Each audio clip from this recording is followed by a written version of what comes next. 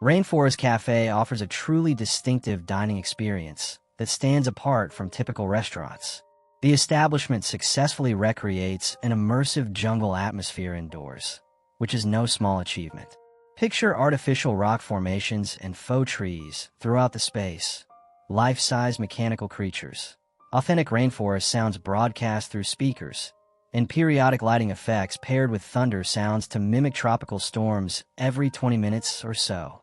It's genuinely entertaining for both kids and grown-ups, particularly those who visited during childhood in the 90s and carry fond recollections of signature items like the sparkling volcano dessert topped with an actual sparkler, or beloved dishes such as the Rasta pasta.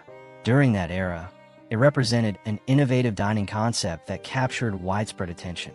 The chain earned industry recognition, became a hot topic among investors, and transformed into a must-visit spot for American families.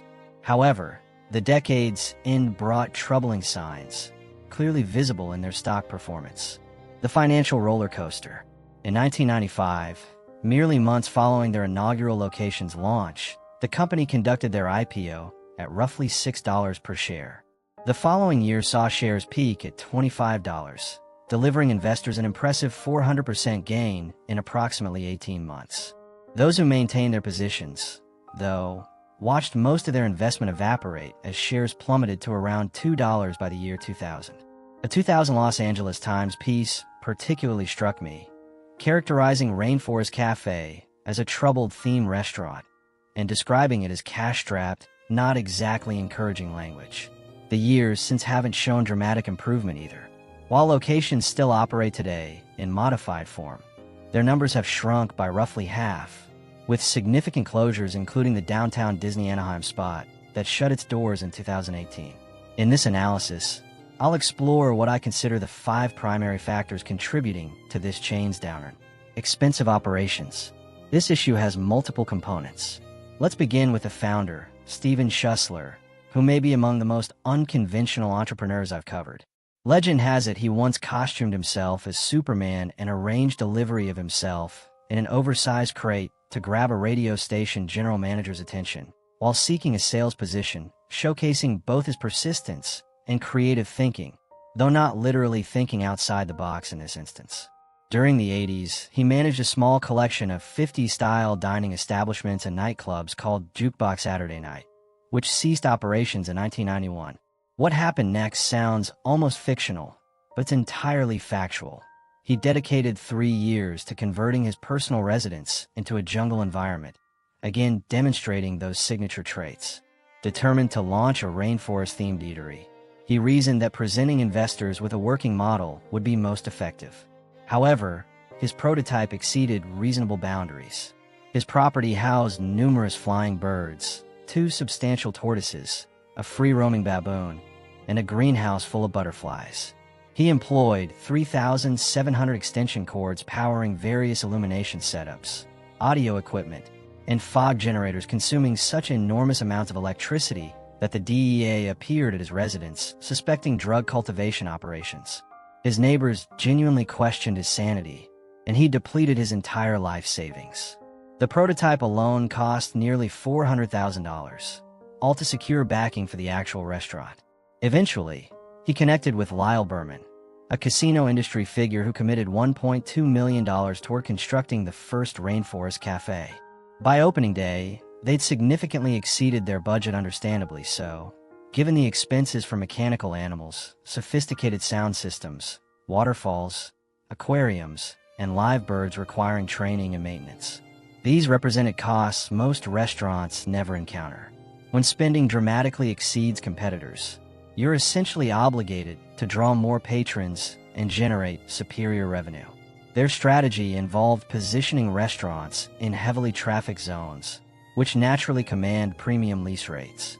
This high-risk, high-reward approach initially paid dividends. The inaugural restaurant was strategically placed in the nearby Mall of America, which had recently opened as America's largest shopping center. Subsequently, they established locations in casinos, theme parks, and tourist hotspots. Initially, they attracted overwhelming crowds, achieving some of the industry's highest per-location sales figures. However, those per-location numbers gradually declined. Without consistently exceptional traffic, compensating for those unusually high operating expenses became increasingly difficult, and profits noticeably decreased. Quick favor, if you found this video interesting, subscribing helps us cover more rise and fall stories like this. Kindly do please. Limited return visits. Rainforest Cafe joined numerous themed dining concepts emerging during the 90s. Planet Hollywood stands as perhaps the most prominent example. I may dedicate a full analysis to them separately, but they similarly struggled by decade's end, declaring bankruptcy in 1999. A major factor in these themed restaurants' rapid ascent and subsequent decline involves difficulty securing repeat customers. The Rainforest concept is genuinely impressive and truly unique credit where it's due, but it functions somewhat as a novelty with diminishing appeal upon each visit. It becomes increasingly familiar and progressively less spectacular. I'm not necessarily criticizing the cuisine or service quality, but clearly the atmosphere drives most visits and justifies premium pricing. Once the Rainforest setting loses its magical quality after several experiences, patrons stop returning. The company has acknowledged this pattern, stating that a unit's revenues frequently decline during such units' subsequent years of operation, and have published data indicating sales typically drop dramatically following a restaurant's initial period. The broader point: early 90s sales figures for themed restaurants suggested they'd revolutionize the industry, but subsequent sales data revealed customers weren't returning as anticipated, making sustained success unlikely over extended periods. Weak brand identity. I'm not suggesting it's been the absolute worst, but certainly not as robust as necessary, particularly since themed restaurants depend heavily on branding. Consider Hard Rock Cafe, arguably today's most successful themed restaurant. But they've cultivated a brand identity compelling enough that people proudly wear their merchandise. You might own one of their shirts yourself, or have at least spotted others wearing them. I'd wager you've encountered far fewer people sporting Rainforest Cafe apparel, and believe me, it's not for lack of trying. Nearly all locations have feature-attached retail stores since inception. It's actually brilliant. Maybe more restaurants should adopt this model because it occupies waiting customers. Their tagline reads, "A wild place to shop and eat." Notice they prioritize shop before eat, despite retail accounting for only approximately 20% of 1996 sales.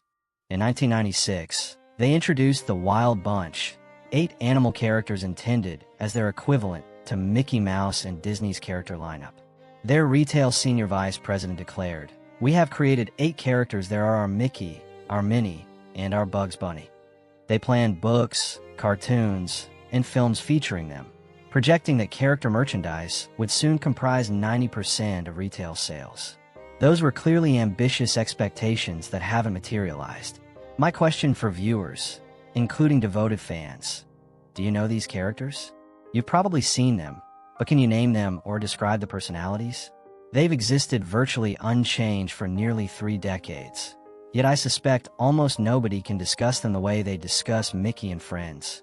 They've made respectable branding efforts, but most would agree they've failed to build it into a powerhouse brand.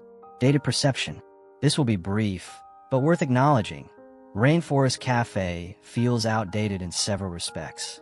As mentioned earlier, many adults today have childhood memories of visiting but little recent experience, causing them to perceive it as a 90s brand when they enjoyed peak popularity. Additionally, themed restaurants themselves proved more of a 90s phenomenon. There's another layer. The Rainforest was a much trendier topic then. The restaurant likely wouldn't have existed otherwise. A significant Save the Rainforest movement was underway. Jungle settings dominated TV and cinema, and it was a major conversation topic. Part of Steven Schussler's original vision involved educating people about environmental issues and rainforest conservation, explaining why locations always feature that talking tree in the retail section providing information. While still important, it was more prominent in public consciousness back then. Landry's acquisition. This might seem random since they're one of America's largest seafood restaurant operators, with an extensive acquisition history since the 90s. In 1994, they purchased Joe's Crab Shack. In 1996, the Crab House, and most relevant here, in 2000 they acquired Rainforest Cafe, for $74 million, a 60% premium over the depressed stock price. Declining per-location sales combined with shrinking profits made independent operation increasingly difficult, essentially forcing them into the deal.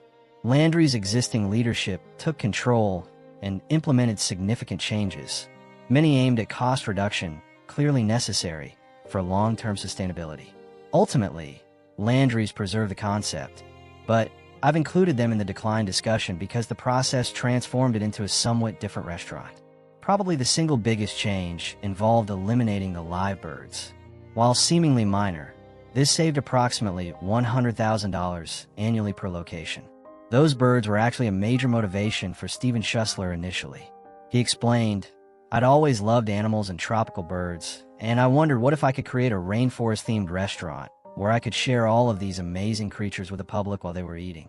He naturally opposed their removal, believing they significantly attracted customers and enhanced realism, but it may have been essential. Quick side note, in 2007, Steven Schussler and Landry's collaborated on a new concept called T-Rex, a prehistoric family adventure, essentially a dinosaur-themed version of Rainforest Cafe. The original Kansas City location closed after roughly a decade, but a second downtown Disney, Florida location continues operating today. What's your take on Rainforest Cafe? Is it a unique, enjoyable family destination serving quality food, or an over-gimmick concept best avoided after 1 or 2 visits? I'm curious about your memories of visiting during your youth and how the experience has evolved over time. What atmosphere elements do you most enjoy? What's your preferred menu item? Share any thoughts about Rainforest Cafe in the comments. I'd love to hear your perspective. Thanks for watching.